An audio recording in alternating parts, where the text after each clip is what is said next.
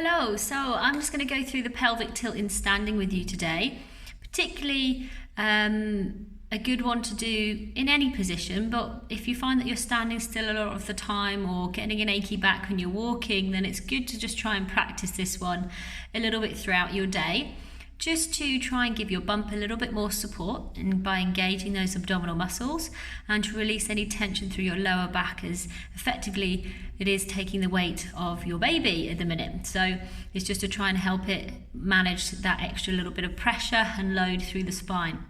So here we go. We're going to use it against the wall today, but by all means you don't have to practice it against the wall. But it's often a good one to try and do just to start out, to know what you're trying to move, where you're trying to work, because it's sometimes an area of our body we don't necessarily always practice isolating and working independently, but at this time it needs a little bit more attention in pregnancy. Okay, so here we go.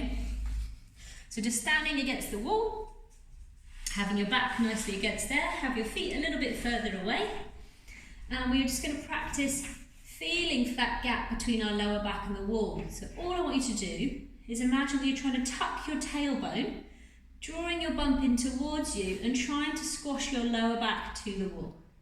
And then all you're going to do is just relax, let the bump relax downwards and let the tail just lift back to where it would normally go.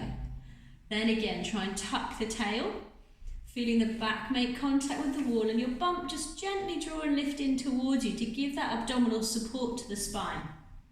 And then relax and release. Just doing that 3 or 4 times, just to loosen the lower back and give it a little bit of relief. So you can always then practice this away from the wall, exactly the same, just finding that tuck of the tail and feeling the tummy pull in, relaxing and letting go. Okay, so just tucking and release back to neutral. Try not to encourage this as an exercise too much, as we tend to find that's what we end up doing a lot of the time in pregnancy anyway. So just focusing on tucking. You can always put your hands on your hips and release. Tuck and release. Brilliant. So little and often is always the best way. Incorporate it into your day. You can also practice it when you're sitting as well at your desk. All right? Happy practicing.